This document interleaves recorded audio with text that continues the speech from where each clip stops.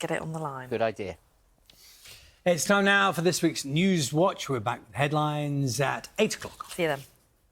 The importance of terminology in reporting on the conflict in the Middle East. Welcome to Newswatch with me, Samira Ahmed.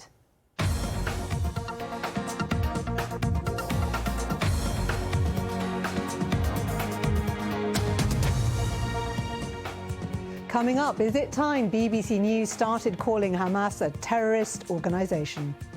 And information overload. Is there just too much going on the screen here?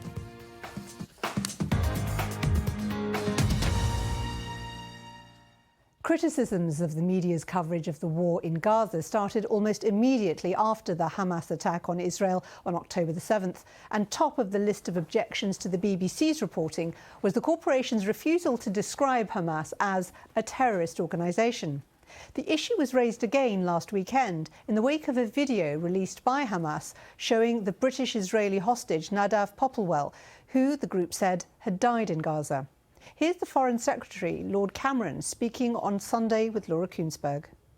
When you see what Hamas are prepared to do, you just realise the terrible, dreadful, inhuman people, frankly, that we are dealing with. And maybe it's a moment, actually, for the BBC to ask itself again, should we describe these people as terrorists? They are terrorists. If you kidnap grandmothers, you kidnap babies, you rape people, you shoot children in front of their parents, what more do they need to do for the BBC to say, look, these are terrorists? They really are. BBC News has instead used a formulation picked up on by a viewer named Mark from Aylesbury, who asked, why does the BBC feel the need to mention that Hamas is categorised as a terrorist organisation by the UK government every single time your presenters mention them? Doing so feels like an attempt to distance themselves from that definition. I cannot remember the BBC ever placing this annoying emphasis on coverage of any other proscribed organisations.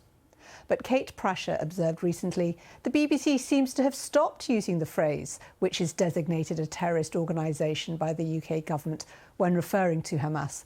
Could you tell me if and why your policy has changed? Well, we'll be exploring that question in a moment, but it's not the only use of terminology in this area which has caused concern among Newswatch viewers. The BBC regularly describes the conflict as the Israel-Gaza war, unlike other organisations such as Sky News, who refer to it as the Israel-Hamas war. Anthony Jones asked, can the BBC stop calling it the Israel-Gaza war when it is obviously an Israel-Hamas war? The ordinary people in Gaza do not want to be fighting Israel and having their highly populated land and infrastructure destroyed. This change may go some way to helping the Gaza people to be separated from this vile war. Another use of language which has proved controversial is the frequent reference to the Hamas-run health ministry as a source of statistics quoted on the news. Jack Berger wrote to us saying, the continued use by the BBC of the phrasing Hamas-run health ministry when discussing casualty figures is shameful. Other major news outlets have long moved away from this cynical attempt to cast doubt on the number of Gazans who have been killed by the Israeli military onslaught, as there is zero evidence that these figures have been manipulated. Well, let's discuss those questions with Richard Burgess, the Director of News Content for BBC News. Thank you, Richard, for coming on the programme. Now, we've discussed the way the BBC describes Hamas at the very start of this conflict. Can you see why people like the Foreign Secretary are thinking the BBC needs to think again now? Well, we've always understood that many people don't agree or necessarily understand this policy, but we think it's an important one.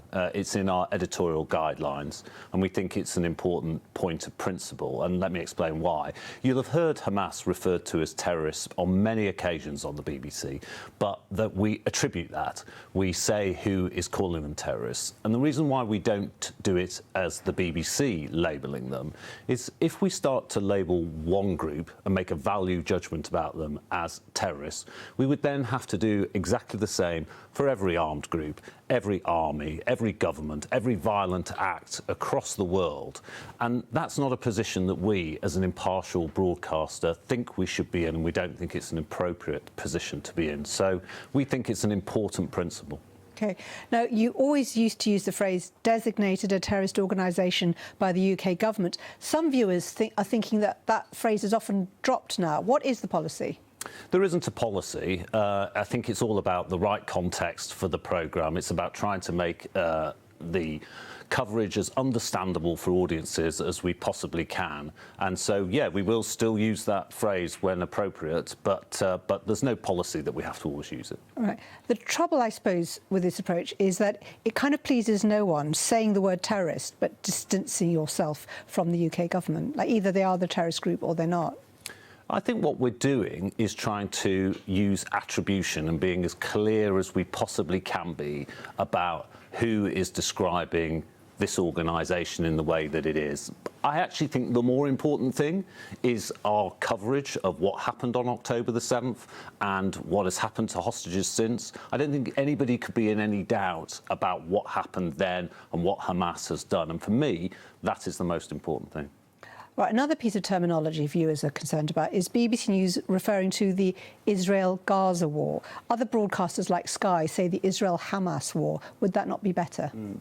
Look, we made a decision that we think Israel-Gaza war is a better description of the conflict, and I think it stood the test of time because the war does go beyond just Hamas, as is clear when you see the destruction in Gaza, the fact that many thousands of Gazan civilians have been killed in the conflict. And of course, there are other armed groups beyond Hamas in Gaza as well. So we think that Israel-Gaza conflict or Israel-Gaza war is a better description and one that better encapsulates what's happening right now. The other phrase is referring to the Hamas-run health ministry when quoting Palestinian civilian casualty numbers. Why that phrase? It's the same thing again, Samira. It's about attributing. It's about being as clear as we possibly can be to the audience about where we're getting our information from. I mean, in previous Gaza conflicts, we've had people on the ground who've been able to validate the figures that we've been getting from the health ministry. On this occasion, that has not been the case. And so we think it's best to be as clear with audiences as we possibly can be where the information is coming from. It does feel like the BBC's under pressure afresh around this kind of terminology. Are you confident that you'll hold your position, or do you think it might need to be reassessed? I think all the time we think about how can we make our coverage as clear as possible for audiences. And on this story, we well know that we are going to be heavily scrutinised and often criticised. Our aim is to provide as impartial coverage as we possibly can do. And that's about listening to both sides, but ultimately taking what we think are the right decisions about having clear-headed coverage. Richard Burgess, thank you.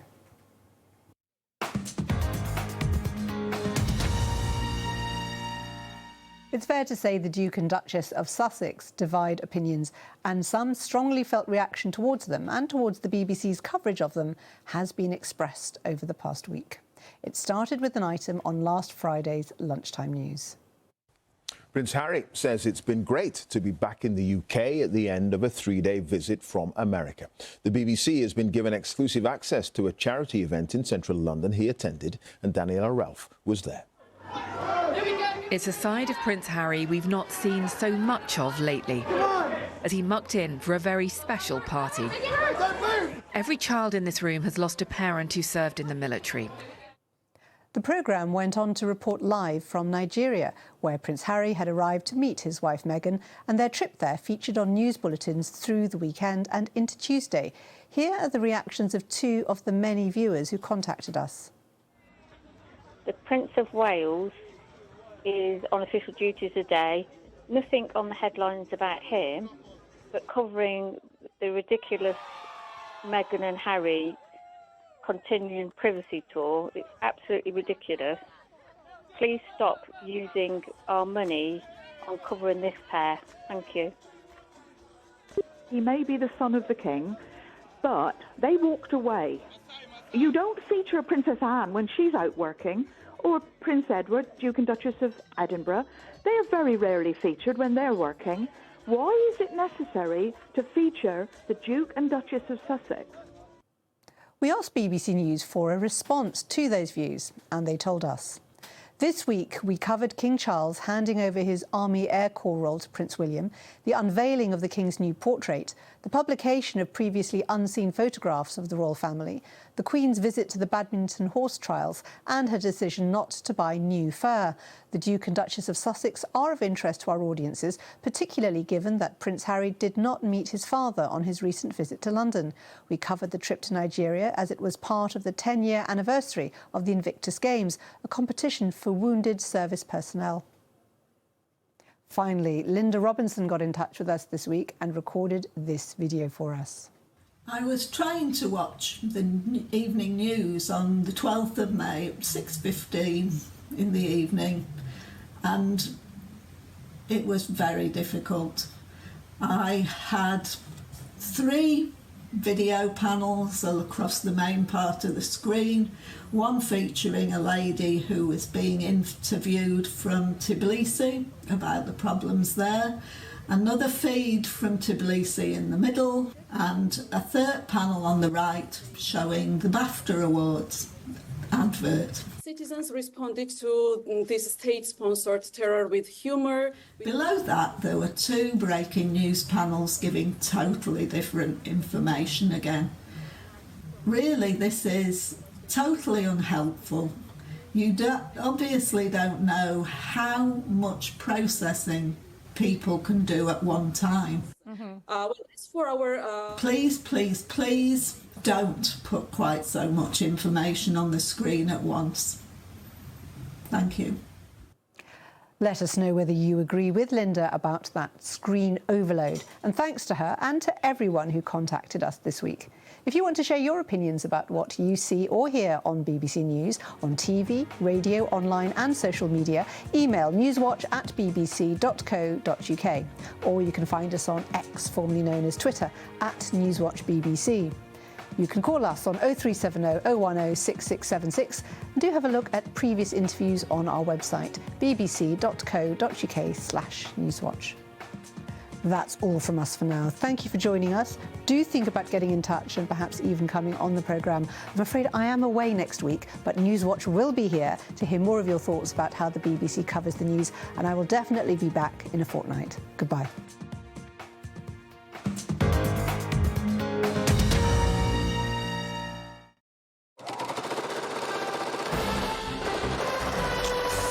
Come and celebrate our 10th birthday. The Great British Sewing Bee starts next Tuesday at 9 on BBC One and iPlayer.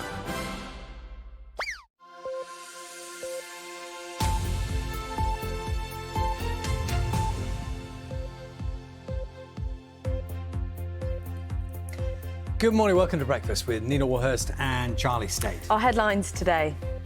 £250 million. That's how much the government says it's owed by more than 100,000 unpaid carers who were wrongly overpaid benefits.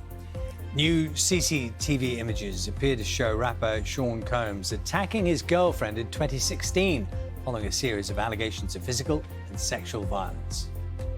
48 hours before the long-awaited report into the infected blood scandal is published, we hear from several victims fighting for justice. Good morning. The animosity is bubbling ahead of the biggest fight of the century. The shoving starts even before Tyson Fury and Alexander Usyk enter the ring. Tonight, they battle for the crown of undisputed heavyweight champion of the world. Mist and fog will continue to be an issue for some of the next few mornings, but the weekend, by and large, dry. Just 1 or 2 exceptions, especially in the south this morning. I'll have the details later. Good morning. It's Saturday, the 18th of May. Our main story today. More than 100,000 unpaid carers are being forced to repay £250 million after being wrongly overpaid their carers allowance.